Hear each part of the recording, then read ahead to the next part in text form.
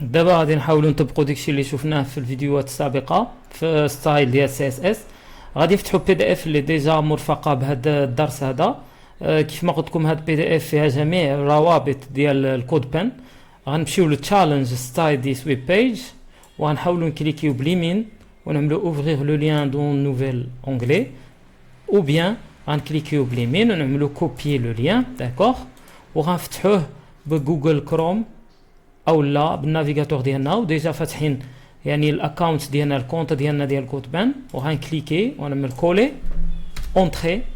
غتفتح لي هاد الكود بان اولا هاد تشالنج داكوغ.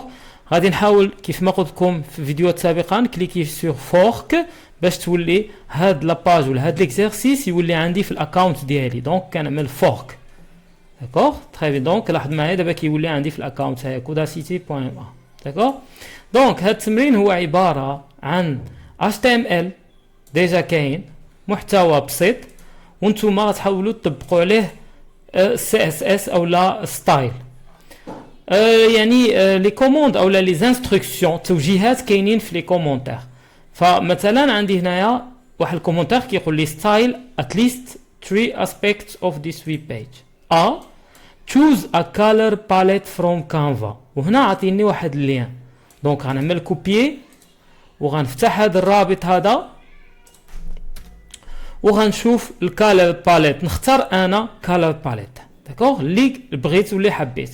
ولكن في لي كومونتير في التوجيهات عندي هنا ساجستد، بمعنى كيقول لك ما كرهناش تخدموا ليكزارسيس بهذا الكالر باليت هذه. غنشوف من كالر باليت.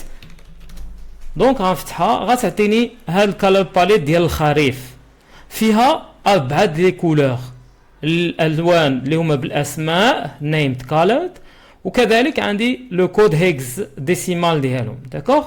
لذلك نقدر نختار انا هاد الكالر باليت ونخدم بها. هنا عندي بي think about styling some element of this page. modify the HTML as needed to support your vision by adding extra markup or CSS class. داكوغ يعني كيقول لك اذا احتجتي تضيف شي عناصر جديده في ال HTML ضيفها، اذا احتجتي تضيف لي كلاس الاي ديز ضيفهم باش الستايل ديالك يتماشى مع داكشي اللي غتختار داكوغ. السي كيقول لك write some styles to make the page more attractive considering any of the following colors text color background color. يعني كيقول لك استخدم هاد يعني لي زيليمون او لا لي بروبريتي اللي تعلمتي لهم في السي اس اس في الفيديوهات السابقه، من بين تبدل الكولور ديال اللون ديال الكتابه، الباك جراوند اللون ديال الخلفيه، تضيف مثلا لي فوتو ولا الصور ديال الخلفيه. وهنا عطيك واحد الصوره كيقول لك تقدر تستخدمها في صوره الخلفيه. لذلك الا كوبينا لو لين وفتحناه في النافيغاتور غيعطينا هاد الصوره هذه حتى هي كتشير للخريف داكوغ.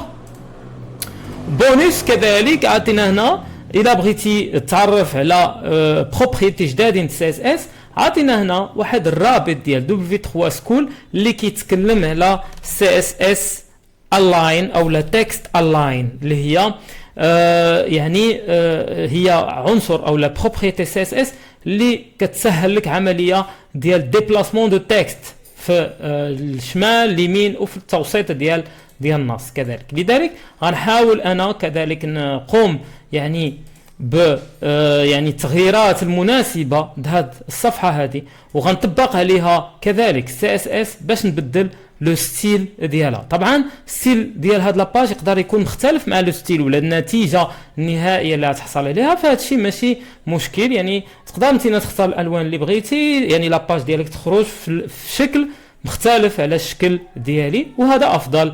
ولكن اهم حاجه هي نطبقوا يعني داكشي اللي تعلمناه في الدروس ديالنا. وفيديو الموالي ان شاء الله غنشوفوا النتيجه ونشوفوا شنو غادي نطبقوا في هذا التشالنج.